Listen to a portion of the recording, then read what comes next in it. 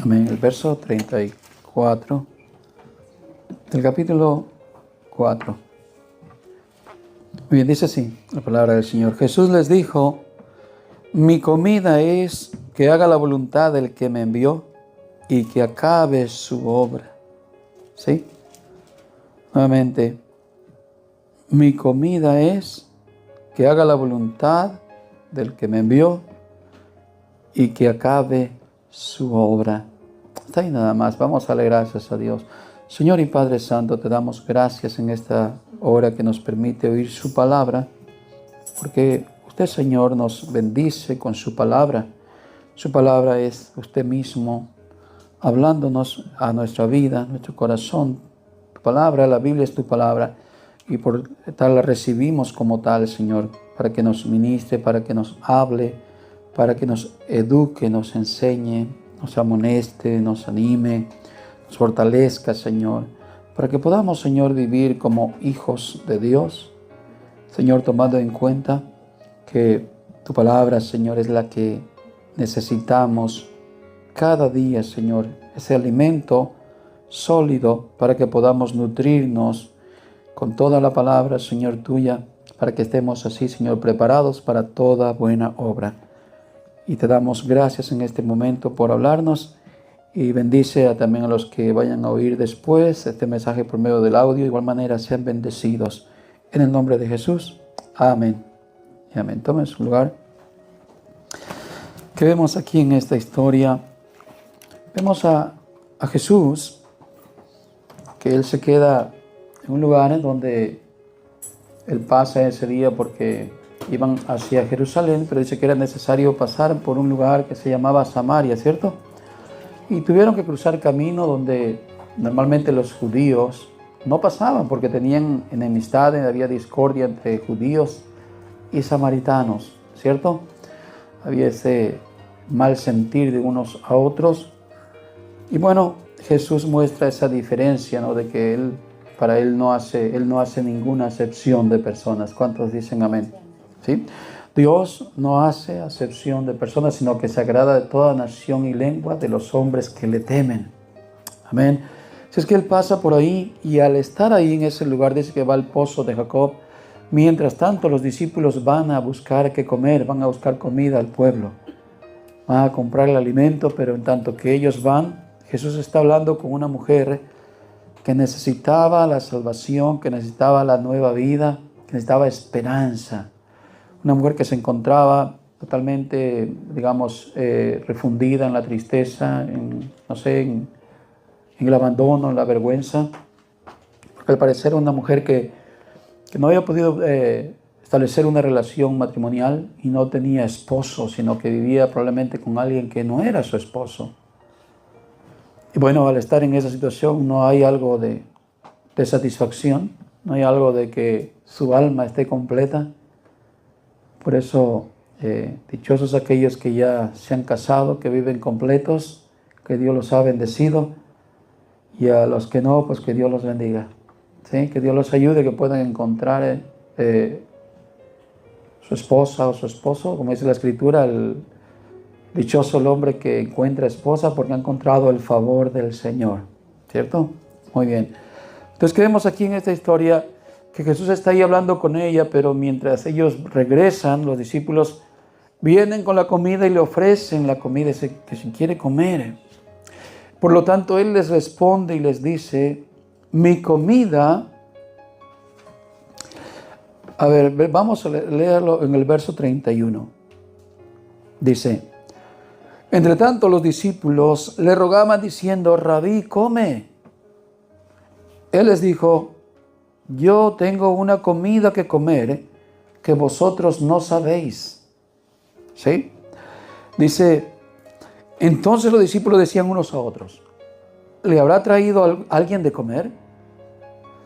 Jesús les dijo: mi comida es que haga la voluntad del que me envió y que acabe su obra. Fíjese, esta palabra, mi comida, tiene que relacionarse como algo de prioridad, ¿cierto, hermanos? ¿Cuáles son una de las cosas de prioridades en el ser humano? La comida, ¿verdad? puede ser también el vestir, puede ser un trabajo, puede ser muchas cosas que son prioritarias, pero dentro de ellas es la comida, ¿sí o no?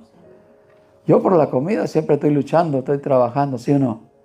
¿Quién más trabaja por puro gusto? Si no, yo trabajo porque me gusta, me encanta el trabajo y me gusta tener, no sé, músculo, por tanto trabajo, ejercicio. No.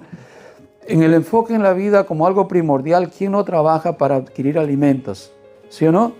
Nadie trabaja de gratis, hasta los muy ricos, pues sí, ¿por qué trabajas? Pues también por el sustento. Entonces aquí vemos que la comida simboliza como algo primordial, ¿sí? Y Jesús le dice a ellos, mira, para ustedes lo primordial es esa comida terrenal, que lógicamente nosotros la necesitamos, ¿sí o no? Si no, no podríamos vivir. Pero esto nos da un énfasis que no solamente en los hijos de Dios tiene que haber un énfasis de trabajar por las cosas primordiales en esta vida, sino como hijos de Dios también tiene que haber en lo espiritual lo primordial, ¿sí? Que usted como creyente ahora tiene algo primordial en su vida, en lo espiritual, como orar, leer la Escritura, congregarse, participar de las cosas del reino de Dios, porque antes para usted no era primordial, pero ahora como hijo de Dios tiene cosas prioritarias en la vida espiritual, ¿cierto? Y esto nos va a hablar, hermanos, de que hay un servicio para Dios. ¿Sí? Mire las palabras de Jesús. Bueno, ya expliqué, mi comida es algo primordial. Mi comida, dice, es que haga la voluntad del que me envió. ¿Sí? Esa es mi prioridad. Hacer la voluntad del que me envió, del que me escogió, del que me hizo nacer de nuevo, del cual me formó a mí entre millones y millones de seres que Dios ha creado, seres humanos, pero que Dios a mí me creó con un propósito. Y ¿para qué? Para que yo le sirva, para que yo haga su voluntad. Y Él termina diciendo, y acabe su obra. Vea el énfasis de un hijo de Dios en Jesús. Un personaje donde nos muestra que para las cosas del hombre terrenal, las cosas seculares, vienen a ser secundarias para un hijo de Dios, porque son mayores aquellas cosas espirituales que las cosas terrenales. No digo que no tenemos que trabajar y luchar para las cosas terrenales, que comer, vestirnos, pero la misma Escritura nos enseña que estas cosas vienen por añadidura si nosotros buscamos primeramente el reino de Dios y su justicia, enseñándonos nuevamente que el reino de Dios, las cosas de Dios, las cosas celestiales son primordiales, ¿cierto? Cuando decimos amén. Así es que vamos a hablar de que esta Escritura nos está enseñando de un servicio a Dios. Mire, usted puede ver por la misma naturaleza. Observe al hombre cuando crea algo, cuando hace algo, cuando fabrica algo, cuando construye algo. Voy a ponerle unos ejemplos. Por ejemplo, el que fabricó un vehículo, un carro, un avión, una bicicleta, un reloj, un celular, una silla, una mesa. ¿Cuál fue el énfasis o el enfoque de haberlo creado el hombre? Fue para su placer y para su beneficio, para su servicio. ¿Cierto, hermanos? Sí. Es para eso que el hombre creó estas cosas. Una casa le protege de la lluvia, del sol. Una cama es para su placer y para su servicio. Bueno, pues similarmente todas las cosas que Dios creó, ¿por qué cree que Dios las ha creado? ¿Para qué las hizo Dios? Dice que todo lo que existe, todo lo que fue creado, fue hecho para la gloria de Dios. Fue hecho para la satisfacción de Dios, para el placer de Dios y para el servicio a Dios. Todo lo que es creado, por eso el Salmo nos dice en la Escritura, todo lo que respire, alabe al Señor. ¿Por qué? Porque Dios lo creó para ser un instrumento para su gloria. No lo creó la nada, no lo creó la casualidad para que haga lo que quiera, sino que todo lo que Dios hizo, lo hizo con el fin de que le sirva a Dios. Sí, lo vemos secularmente en la naturaleza, pero ahora en lo espiritual. Cuando Dios nos hace nacer de nuevo, de igual manera Dios nos ha hecho nacer para que le sirvamos y para que lo que vivamos sea para la gloria de Dios. ¿Sí? Normalmente cada uno de nosotros no nace con el objetivo de llevar a cabo la obra de Dios, ¿cierto? Nacemos como personas ignorando el propósito de Dios en nuestras vidas. Muchos hasta el día de hoy puede ser que ya están grandes de edad, no sé, 20, 30, 40, 50 años, y no han comprendido la razón por la cual existen, por cual Dios les hizo nacer, ¿cierto? Muchos todavía se pueden preguntar por qué yo vivo, por qué yo nací, sin haber descubierto que nacieron por la voluntad de Dios y para un propósito, ¿sí? Muy bien, pero ahora como hijos de Dios, nosotros entendemos claramente que el objetivo por el cual nos hizo Dios nacer de nuevo es para hacer su voluntad y no para hacer la nuestra, ¿cierto? Antes, cuando estábamos sin Cristo, cuando estábamos fuera del reino de Dios, cada uno de nosotros vivía con su forma de vida y al hacer su voluntad como le placía. Pero ahora en Cristo nosotros tenemos una encomienda, tenemos un compromiso, tenemos un llamado, ¿sí? Tenemos que cumplir con aquello con lo que Dios nos ha impuesto. Un trabajo, una tarea, un servicio para Dios. En Juan capítulo 6, verso 38 nos dice así: ¿por qué he descendido del cielo? Está refiriéndose a Jesús. No para hacer mi voluntad, sino la voluntad del que me envió. Si yo dijera en otras palabras, ¿por qué Dios hizo nacer a Jesús y venir a este mundo? Solamente hay un concepto muy claro. Jesús mismo lo dice: ¿por qué he descendido del cielo? No para hacer mi voluntad, sino la voluntad del que me envió. De otra manera, Jesús no hubiera existido, no hubiera nacido por su propia decisión, sino que tiene que ver que viene con un propósito en esta vida y es para hacer la voluntad del Padre. ¿Cuánto decimos amén? Y algo que nos va a enseñar a nosotros, si somos hijos de Dios, que así como tal lo hizo Jesús, nosotros debemos hacerlo. Muy bien, sigue diciendo, pues dice, quiere decir, hermano, que para esto Él había nacido. Pero tú dirás, hermano, solo eso era para Jesús, ¿no? Porque Él es el mediador, es el Salvador, y Él tenía que ir a la cruz, tenía que venir a predicar el evangelio de salvación, tenía que venir como esa luz que alumbraría a todas las naciones. Solamente eso sería para Jesús. Y realmente no, hermanos. No solamente era para Jesús, aunque tampoco es para toda la humanidad. Eso también tenemos que contrastarlo y entenderlo. No va a ser para toda la humanidad, aunque debería de ser. Que el llamado fuera de toda la humanidad servirle a Dios, pero la misma Escritura nos enseña que hay quienes sirven a Dios y hay quienes no le sirven, ¿cierto? Jesús lo dijo en otras palabras: no se puede servir a Dios y a las riquezas. O servimos a Dios o no le servimos. O somos amigos de Dios o somos enemigos de Dios. Por ejemplo, los que practican el pecado diariamente se constituyen enemigos de Dios. Ellos son enemigos de Dios. Porque aman el pecado, aman la maldad, aman la mentira y automáticamente se hacen enemigos de Dios. Por lo tanto, no pueden decir que le sirven a Dios. ¿Sí? Entonces, ¿qué podemos ver aquí? Que sin duda no fue solo para Jesús esta forma de expresar del servir a Dios, sino para todo creyente que ha nacido de nuevo. Muy bien, en Juan capítulo 20, verso 21 dice así: Jesús entonces dijo otra vez: paz a vosotros, como el Padre me ha enviado, así también yo os envío. ¿Qué les parece? ¿Por cuál razón envió el Padre al Hijo o a Jesús? Para hacer su voluntad, para venir y traer el mensaje de esperanza y de salvación. ¿Sí? ¿Qué dice la Escritura? Que de tal manera amó Dios al mundo que ha dado a su Hijo unigénito para que todo aquel que en Él cree no se pierda, mas tenga vida eterna.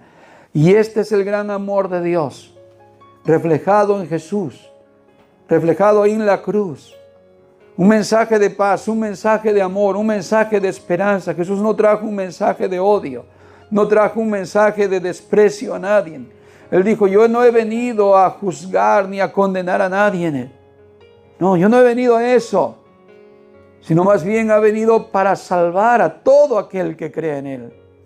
Su mensaje de Jesús es un mensaje de esperanza a los perdidos, de abrir los ojos al ciego, de levantar al caído, de restaurar al que está perdido, ¿cierto?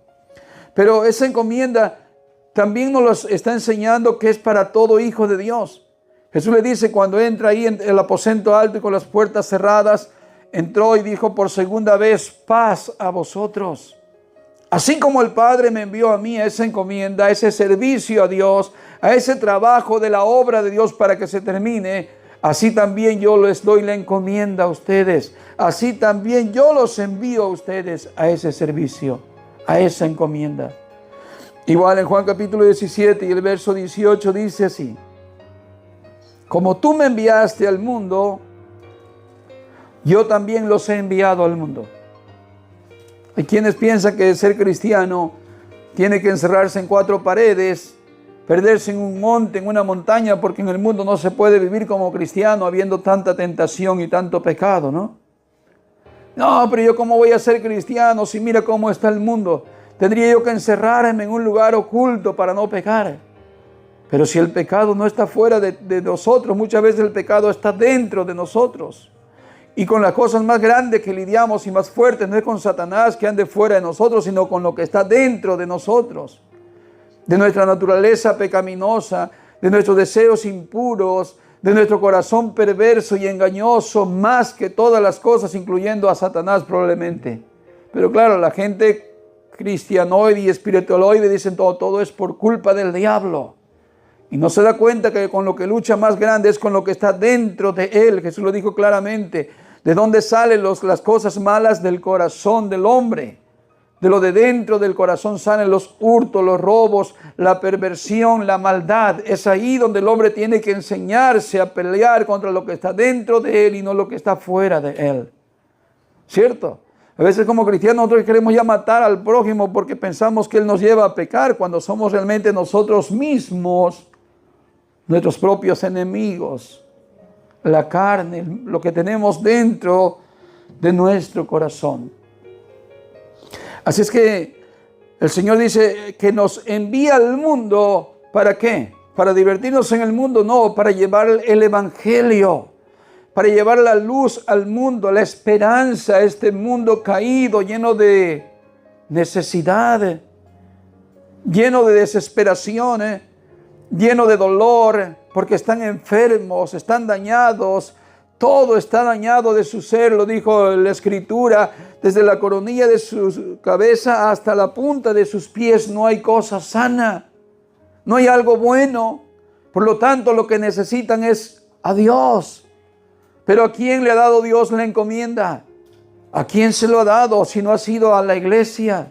A usted, a mí, al Hijo de Dios, aquel que tiene ese amor hacia la humanidad, hacia el mundo, así como Cristo. Cristo tuvo mucho amor hacia la humanidad, viendo las ovejas cómo estaban descarriadas como ovejas sin pastor, cómo iba a la casa de los pecadores, a la casa de los necesitados, a la casa de los pobres, a la casa de los ricos, pero todos aquellos que necesitaban el amor de Dios, la misericordia de Dios. Cuando llegó a la casa de Zaqueo, dice, pues aquí ha llegado también la misericordia de Dios, por cuanto él también es hijo de la promesa, hijo de Abraham. Pero nosotros a veces estamos con esa luz encerradas en nuestras vidas, encerradas en nuestro hogar, y no hemos llegado a comprender esa magnitud de obediencia y de servicio a Dios. Nos cuesta el sometimiento a Dios en nuestra propia vida, cómo obedecer, cómo someternos a Dios. Todavía somos creyentes bastante tiernos en la fe. donde no ponemos en práctica una obediencia totalmente hacia Dios, la cual la misma Escritura nos enseña en Hebreos acerca de Cristo, que padeció y aprendió a ser obediente por medio del dolor, por medio del sufrimiento, fue que Él experimentó la obediencia. ¿Sí? Se sometió a Dios en un estilo de decir, hermanos, bueno, ¿por qué yo existo en este mundo? ¿Para hacer lo que yo quiero? ¿Por qué yo nací? Aunque en Jesús no encontrabas ningún error, no encuentras ninguna malicia, ya quisiéramos ser humanamente, ¿no así? Sin embargo, siempre vemos a Jesús declarar palabras como el Padre es mayor que yo. En oraciones donde estaba en aflicciones, donde estaba en desesperación, a punto ya quizás de ir a la cruz, ya días antes, 2, 3 días antes, oraba al Padre y decía, Padre mío, si es posible que yo pase esta copa, mas no se haga mi voluntad sino la tuya. Otra vez oraba y decía, Padre mío, para ti todo es posible, todas las cosas son posibles para ti, dando a entender que si Dios quería, si el Padre quería anular esta obra y no llevarla hasta el fin, para Dios hubiera habido un medio precisamente diciendo que Él podía salvarnos. Jesús está declarando que para Dios todo es posible. Usted y yo entendemos, hermano, hoy en día como hijos de Dios, que si Dios quiere librarnos de muchas cosas, Dios puede hacerlo. Pero ¿qué tal si no lo quiere? ¿Qué tal si Él quiere pasarme a mí en una enfermedad? ¿Qué tal si Él quiere pasarme en una etapa de escasez económicamente? Yo sé que Él puede hacerlo, pero yo estoy dispuesto a decir y a entender, Señor, que se haga tu voluntad y no la mía. Ahí donde nosotros como hijos de Dios maduros, entendidos, podemos tener una sumisión a Dios sin cuestionar la voluntad de Dios, que aparte la Biblia dice que es perfecta y agradable. La voluntad de Dios es perfecta y agradable. Siempre y cuando nosotros nos asimos de ella, no importando que en circunstancias difíciles no nos den esa alegría de brincar, pero sí vamos a sentir dentro de nuestro ser un gozo y una paz total. ¿Por qué? Porque sabemos que estamos en la voluntad de Dios. No reniego en mi economía, no reniego en mi enfermedad, no reniego en las circunstancias que Dios me está dejando pasar, porque entiendo que es así su voluntad. ¿Cierto? En Mateo capítulo 10, verso 16 nos dice así: mirad, yo os envío como ovejas en medio de lobos. Por tanto, sed astuto como las serpientes e inocentes como palomas. Nuevamente reafirmando el servicio a Dios. Muchas veces les habló de esta encomienda, muchas veces les habló de este cambio que habrían de experimentar en su vida. Usted mismo se recuerda cuando Jesús va y restaura a Pedro y le dice: ya no serás pescador de peces, ahora serás pescador ¿de qué? De almas, de hombres, ¿no? Entonces da este mensaje a ellos y dice: yo les envío al mundo en medio del mundo como ovejas en medio de lobos, el mundo. Cosas no buenas, cosas muy difíciles, ¿cierto? Pero les llama y les dice: sean astutos como serpientes e inocentes como palomas. ¿Sí? No hay que renegar, no hay que estar así como al ataque, sino tranquilos. Una serpiente es esa expectativa, ¿no? Que mientras tú no la testeres, probablemente te pasa encima y no te hace nada, no te pica. Porque es muy tranquila, es muy paciente, ¿cierto? Pero ¿cuántos cristianos perdemos la paciencia hasta en el tráfico? No, ya estamos ahí usando el claxon y encima traemos el pescadito en el carro, decimos somos cristianos, y luego el policía llega: ¿y eres cristiano? Y así estás con ese escándalo. Para vergüenza, ¿no? O rebasar el límite de velocidad. ¿Y a cuánto ibas? A 80. Es que voy a la iglesia. ¿Eres cristiano? Y con ese testimonio, quita el pescadito del carro. Y explotamos. Pero dice la Escritura que seamos pacientes como serpientes. Pacientes, así, tranquilos. Y sencillos o nobles, inocentes como una paloma. Sencillez, hermano. Aun cuando te estén gritando, ofendiendo, dale. dele, no pasa nada, ¿cierto? Pero eso no lo soportamos, eso ni entre pareja. No, que tú dices que eres cristiana y dices, sí, cristiana, manso, pero no menso, saca la otra. Porque creemos que en verdad esos dichos nos van a ayudar. Y no, hermano, lo mejor es, cuando nos estén ofendiendo, lo mejor es quedarnos callados. Para un mejor testimonio hablamos más mejor cuando no hablamos, ¿cierto? Que cuando hablamos, a veces, salen cosas que no tienen que salir. Ahora, pero alguien puede pensar, eso era solamente para los apóstoles, fue para los apóstoles esa encomienda, ¿no? Y ahí vimos el primer paso, que muchos podemos haber dicho, no, esa encomienda era para Jesús. Mi comida, mi prioridad solamente es la voluntad de Dios y que yo acabe la obra. Y luego es otra parte que donde manda a los discípulos o los apóstoles, cualquiera puede decir, no, yo me salgo de esa de mí, a mí no me corresponde, fue para los apóstoles. Y ciertamente podemos decir que fue para los apóstoles, de hecho estaba hablando con los apóstoles, pero no solamente fue para ellos. Muy bien, dice aquí, mira, miremos un ejemplo, por ejemplo, donde nosotros también participamos, ¿sí? En el Padre Nuestro, ¿no? Mateo capítulo 6, ¿cómo nos habla en la Escritura? ¿Cómo empieza el Padre Nuestro? Padre nuestro que estás en el cielo. Y diga sí o no si participamos de esa oración. Esta también es para nosotros, ¿sí o no? Muchas veces no tenemos mucho que orar, pero mínimo oramos el Padre Nuestro. Que estás en el cielo, santificado sea tu nombre. Y venga a nosotros tu reino y hágase, Señor, tú. Ahí está incluyendo que no tenemos que hacer nuestra voluntad. Lo mismo que Jesús dijo. Yo no he venido a hacer mi voluntad, sino la voluntad del que me vio. Al menos que no oremos el Padre Nuestro con corazón y con entendimiento. Lo podemos orar como una repetición, así como algo escrito.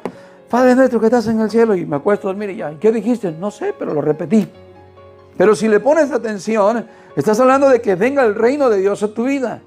Está diciendo, Señor, no quiero hacer mi voluntad, sino que se haga la tuya. Pero si lo decimos de labios, al rato, pues, ¿cuál voluntad de Dios? Cada quien está haciendo su propia voluntad, ¿cierto? Y todo concluye hasta el final, porque tuyo es el reino, el poder y la gloria por los siglos de los siglos. Y termina con un amén, diciendo que así sea, señores. Pero eso es cuando lo decimos de corazón. Y es ahí donde participamos también nosotros en que no debemos de hacer nuestra voluntad, sino la encomienda, la voluntad de Dios que nos ha dado también a nosotros. ¿Ve cómo no nos escapamos?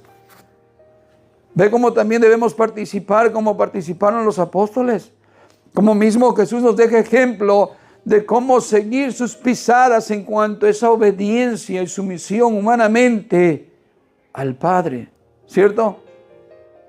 Mismo el apóstol Pablo decía, sed imitadores de mí como yo de Cristo, ¿cierto? Sed imitadores de mí. Un hombre obediente, un hombre sumiso, un hombre en circunstancias difíciles de escasez, pero no por eso renegando, sino al contrario, entendiendo el propósito de Dios y estando en la cárcel dando cartas a los hermanos, gozaos.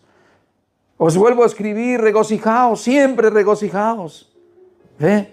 Porque es un hombre que ha entregado su vida a Dios, entendiendo el propósito por el cual existe y vive cada día. Muy bien, así es que de alguna manera nos hace entender la Escritura que nosotros tenemos esa misma participación. Pero aún hay más, hermanos. En Juan capítulo 17 y el verso 12 al 26. Juan capítulo 17, verso 12.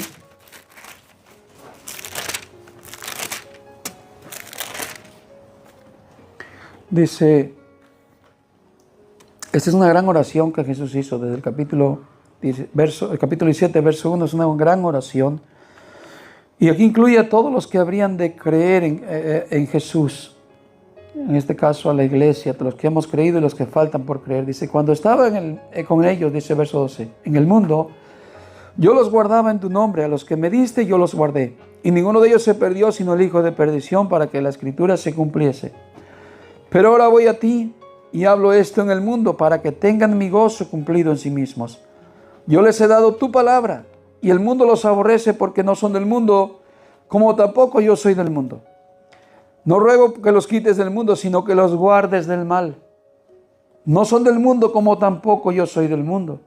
Santifícalos en tu verdad, tu palabra es verdad. Como tú me enviaste al mundo, así yo los he enviado al mundo. Y por ellos yo me santifico a mí mismo, para que también ellos sean santificados en la verdad. Mas no ruego solamente por estos, sino también por los que han de creer en mí, por la palabra de ellos, para que todos sean uno, como tú, oh Padre, en mí y yo en ti, que también ellos sean uno en nosotros, para que el mundo crea que tú me enviaste. La gloria que me diste yo les he dado, para que sean uno, así como nosotros somos uno. Yo en ellos, tú en mí, para que sean perfectos en unidad, para que el mundo conozca que tú me enviaste y que los has amado a ellos como también me has amado. A mí me has amado. Padre, aquellos que me has dado, quiero que donde yo estoy, también ellos estén conmigo, para que vean mi gloria, que me has dado, porque me has amado desde antes de la fundación del mundo. Padre justo, el mundo no te ha conocido, pero yo te he conocido, y estos han conocido que tú me enviaste, y les he dado a conocer tu nombre, y lo daré a conocer aún, para que el amor con que me has amado esté en ellos, y yo en ellos. En esta oración Jesús incluye a todos aquellos que han de ser salvos, la iglesia, que van a ser la luz del mundo, que van a ser la sal de la tierra. Aquí los incluye donde Jesús dijo que no solamente ruego por estos, en este caso los discípulos que estaban ahí presentes, sino también por aquellos que habían de creer por la palabra de ellos, por la palabra de los discípulos. ¿Y dónde está la palabra de los discípulos? Aquí está escrita. No los conocimos, pero hemos creído en el Señor por la palabra de ellos. Por lo cual también Jesús se dirigió también a esa oración para usted, para mí, para librarlo del mundo. No para que lo saque del mundo, ni de la prueba, ni de la aflicción, ni de las cosas que tengamos que padecer en este mundo. Como cristianos estoy hablando. Es necesario padecer. Pero eso sí también nos da esa misma encomienda de que le sirvamos a Dios. ¿Cierto? Hay muchos ejemplos de cómo Dios, cuando nos compró, dice que nos llama ahora sus hijos. Nos ha dado la potestad de ser hechos hijos de Dios. También nos llama, por otro lado, siervos. Por otro lado, nos llama la iglesia, su pueblo, que somos un pueblo escogido para Él, para que anunciemos las virtudes de aquel que nos llamó de las tinieblas a su luz admirable. Pero que esto incluye el hacer la voluntad de Dios, en el terminar su obra. Mire, en Hebreos capítulo 3, verso 1 al 6, lo que nos habla acerca de esa obediencia que nosotros debemos tomar en nuestras vidas. Dice, por tanto, hermanos santos, este es para el cristiano, participantes del llamamiento celestial. Ahí está la palabra llamamiento, participantes. Considerar al apóstol y sumo sacerdote de nuestra profesión. ¿Quién es el apóstol? ¿Quién es ese sumo sacerdote? Jesús. ¿Sí? Cristo Jesús. El cual es fiel al que le constituyó, como también lo fue Moisés en toda la casa de Dios. Porque de tanto mayor gloria que Moisés es estimado digno cuanto tiene mayor honra que la casa, el que la hizo. El verso 4, porque toda la casa es hecha por alguno, pero el que hizo todas las cosas es Dios.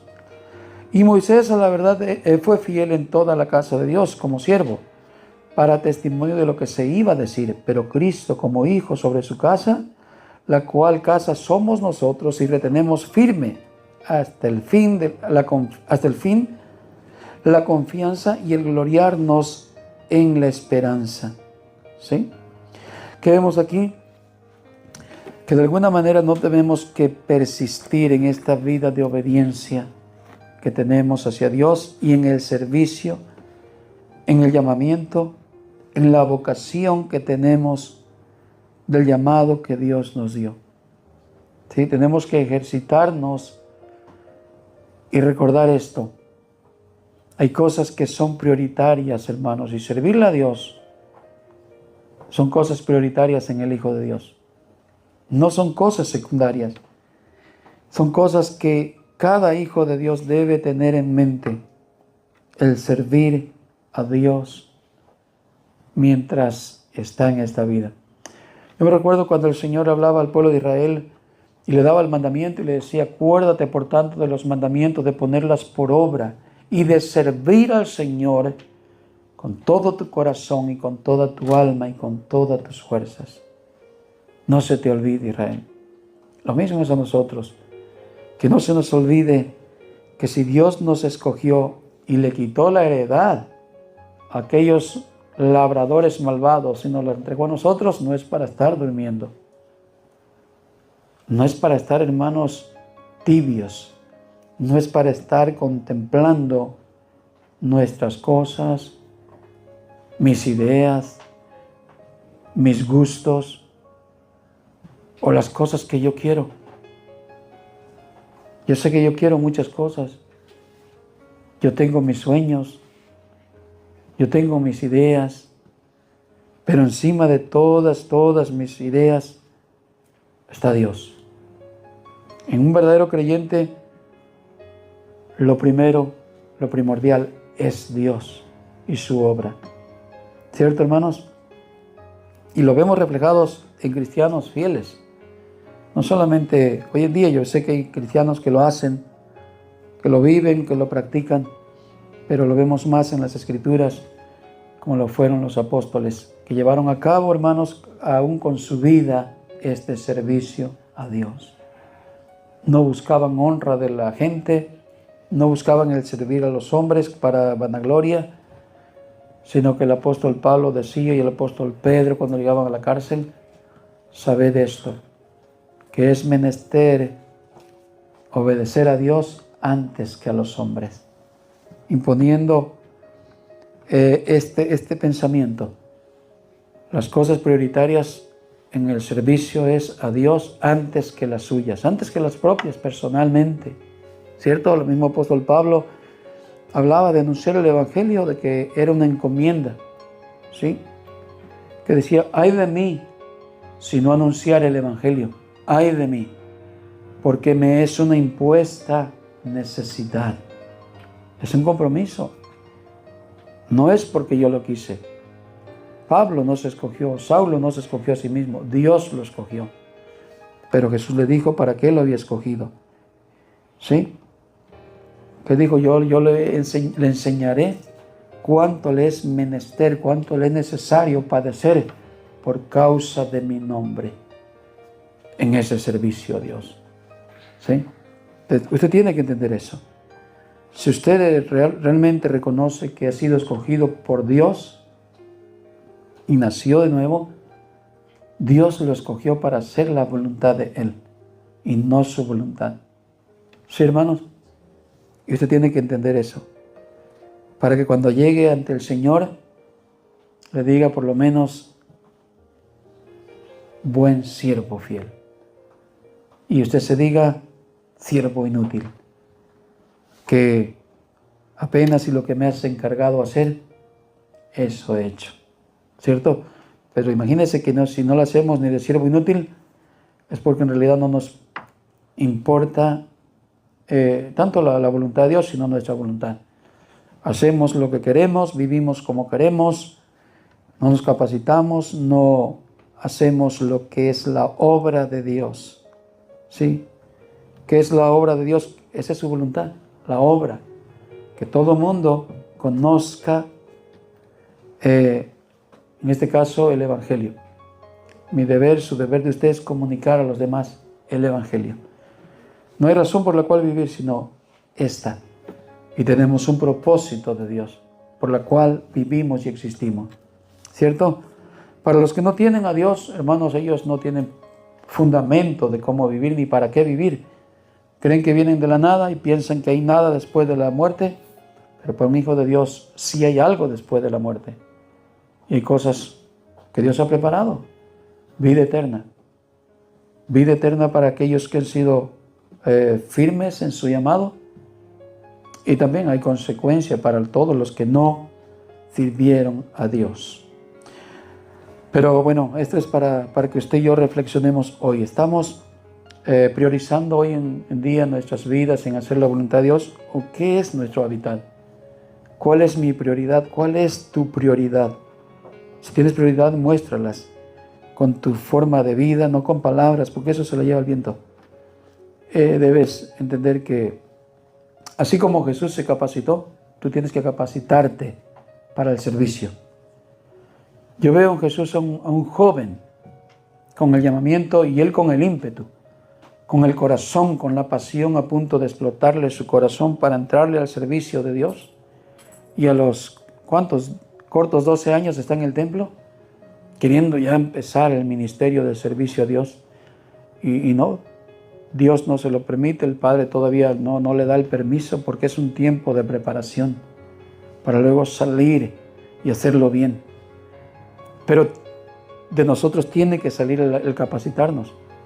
Luego al final, cuando llega su etapa, llega su momento, es bautizado en el Jordán, viene en ese momento la confirmación de que es su momento para empezar todavía como para culminar su preparación, desde que es llevado por el Espíritu Santo al desierto, donde está 40 días en preparación, soportando todas las tentaciones como una prueba final, y luego empieza su ministerio con todo el poder y autoridad.